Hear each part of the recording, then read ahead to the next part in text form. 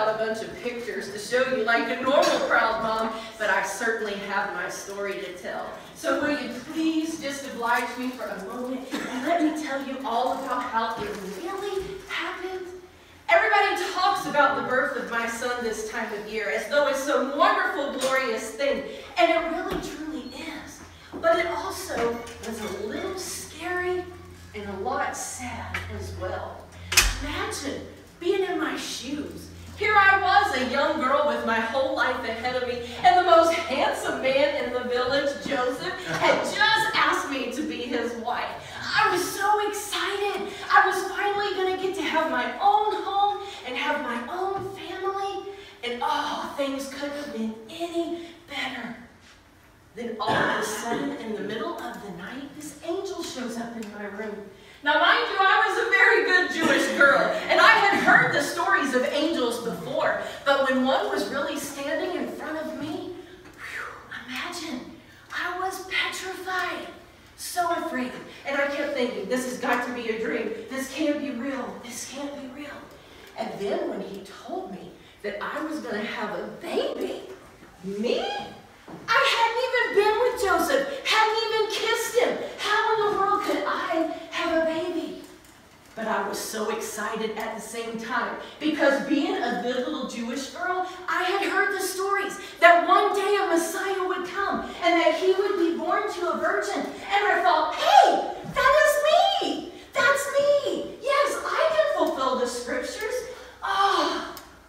Then all of a sudden, in an instant, my emotion turned from elation to fear as it gripped hold of me, and I thought, what is Joseph going to say?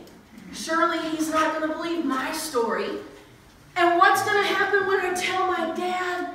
You guys have no idea what it's like to be raised in a traditional Jewish home who followed the letter of the law perfectly. And when my dad heard the news, what was he going to do? He would never believe that Joseph and I had been pure in our relationship. And I sat in my bed, trembling, so afraid. But one of the things that the angel told me when he was talking to me was that I had found favor with God. And I couldn't understand that because you got to know, even being a young teenage girl, I had rebellious thoughts.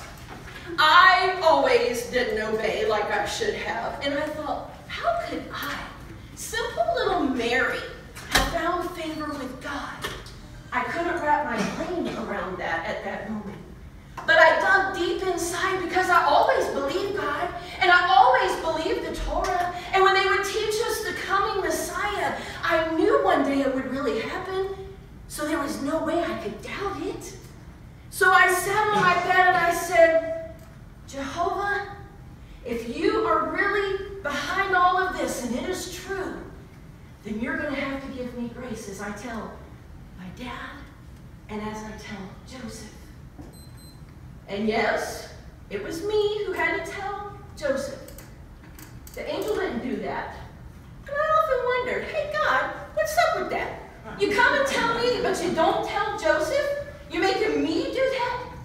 But I think it was all part of the plan to really test my faith.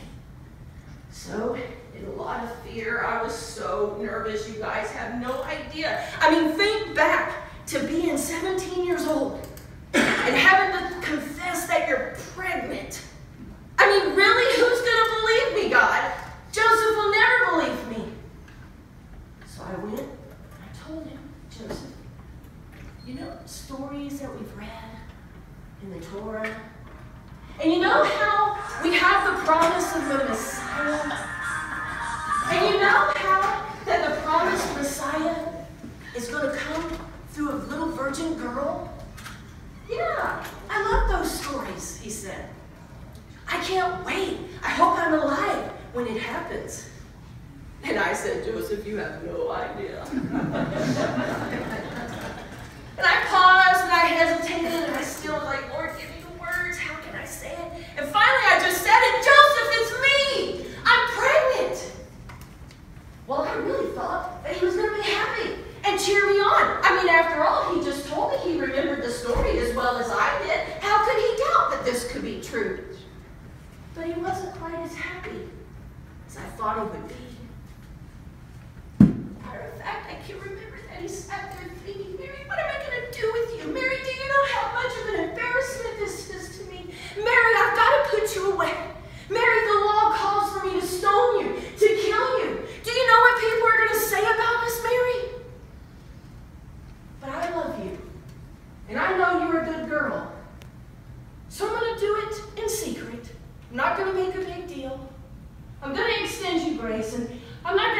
you out and stone you as the law says I can do, because I do love you. But you do understand I cannot marry you. He didn't believe me. And if Joseph wouldn't believe me, how could I dare tell my parents? I thought Joseph would go with me. That me and him would tell my parents together, and that surely when my parents saw us together and they saw our faces and our eyes, that they would know we were telling the truth. But now here I was, all alone. Joseph wasn't going with me because he wasn't going to marry me now. Left his house and I went back home. I didn't tell my mom and dad right away because now I was really afraid. And I said, God, you told me that I was the one. And you didn't even prepare Joseph. How do you expect me to tell my parents? And I have to be honest. You tell the story as though I'm some wonderful, saintly girl. But in that moment, I was angry at God. God, why didn't you help me out with this? You left me here with this awesome responsibility and you bailed. So I fell asleep that night crying, wondering what would happen. Would my dad be as gracious as Joseph? At least Joseph wasn't going to kill me. But I wasn't so sure about my dad. I'd heard him talk about those girls. Matter of fact, my dad had been part of the stoning party for another girl in town who got pregnant. So I went on to bed that night. Woke up the next day, and before I had a chance to tell my parents, guess what happened? There was a knock at the door, and it was Joseph. Surely I didn't think I would ever see him again. But I heard him tell my dad, I've got to see Mary. I've got to see Mary. Can I please talk to Mary? My dad's like, sure, Joseph. What's the deal? Calm down, boy. You go see her. So he calls me, Mary! Joseph is here! Well, I walked to the door the slowest that day I think I've ever moved in my life. Did he change his mind? Was he going to have me stoned after all? Magically. No, not magically. See, we believe in miracles. Miraculously, when I went to the door, Joseph said, Mary, Mary, Mary, I believe you, Mary. What? Joseph, is this some kind of joke? No, Mary, guess what? Gabriel came to me last night. He told me that you were really telling me the truth, Mary. Gabriel came and he told me that you were telling the truth, that we were going to have a son and we were going to call him Jesus. He was going to be the Savior of the world. Well, you can imagine in that moment, thanks God, you were about 12 hours late. But I learned real quick, God is always on time.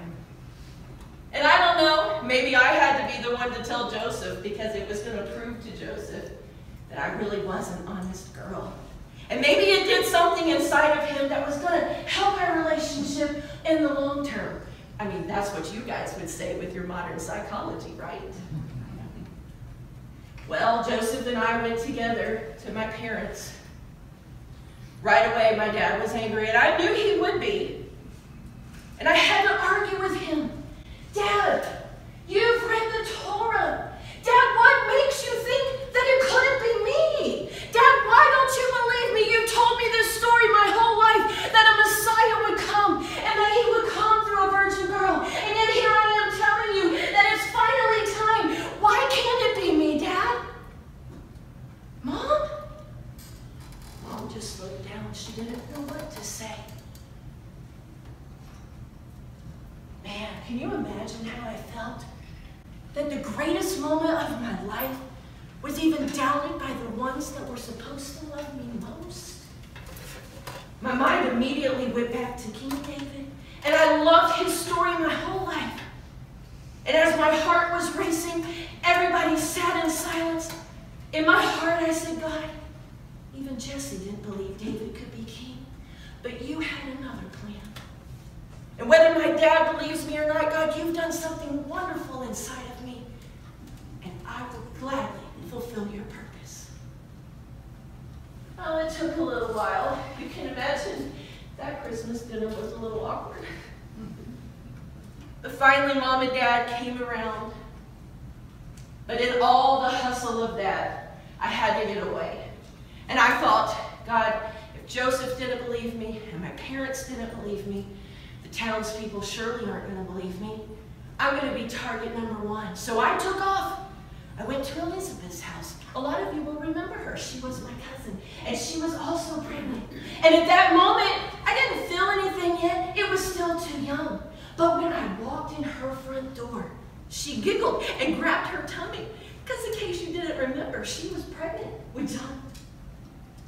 When she grabbed her stomach, she said, Mary, what is this news that you have come to tell me? For the babe inside my womb just leaped with joy. Wow! Like it was really real in that moment. I couldn't see a baby. I couldn't feel anything. But this baby in my belly was really the Son of God. And when I walked in the room, even the baby in her belly could feel his presence. Oh, it was getting exciting now. So I stayed with her a while, kind of learned the ropes, watched her give birth to John. Ooh, did that scare me? I don't think I was really prepared for that.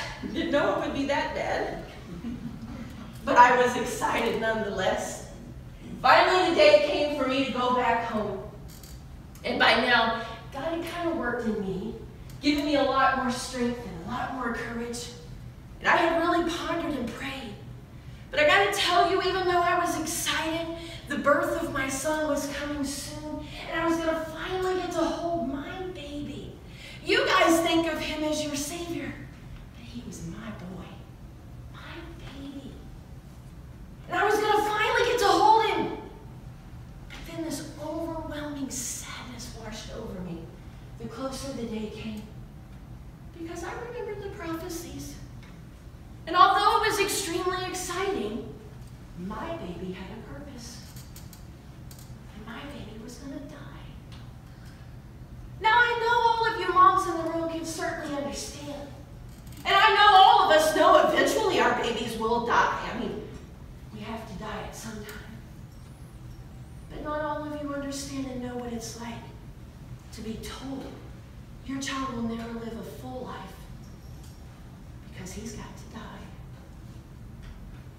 I was happy one minute, crying the next. And I thought, Lord, what is this wealth of emotion? I should just be so happy to be part of your plan. But my humanity wouldn't let go of me. And I thought about what was coming. Then I remembered in these prophecies that I had read that my son was going to have to die for people who hated him. Grab hold of that. How many of you in this room would ever want to see your kids step up to the front line and take a bullet for someone who hated them? It's a little different if you die a hero for people who appreciate it. But what about the ones who hate them? I tried to quickly just push that out of my mind, and I thought, I'm just going to enjoy him while I can. And oh, was he the cutest little thing. He never even disobeyed. Can you believe it? He was perfect. Now, I know every one of you in this room say that, but I've got bragging rights because my son really was perfect. He never sinned.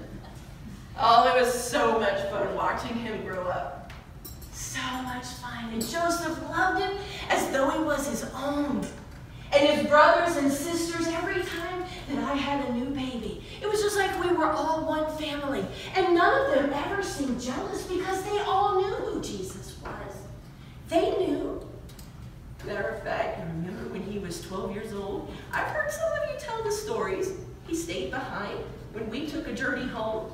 We had to go back to the city to find him, and we were like, Jesus, what are you doing? You missed the caravan. Mom, I have to be about my Father's business. Yes, you do, but not till you're 30, so let's go. And he followed right along, never gave me lip. Such a good boy. But in the back of my heart, I always wondered, when's going to be the day? Because I just didn't know for sure. I had him a good long time. I remember we went to the family wedding, and my cousins had run out of wine. You guys probably remember this story. And I was like, man, Jesus, I've held this secret in for 30 years. I know you can do the miracle. Go turn the water into wine.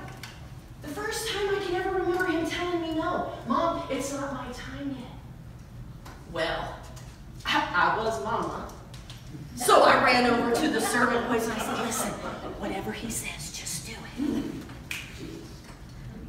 And he listened. And he did it. The first miracle at a wedding. And it wasn't too long after that, things began to change. And then I was so sad that I had asked him to do the first miracle. Because if there's a first miracle, there's more.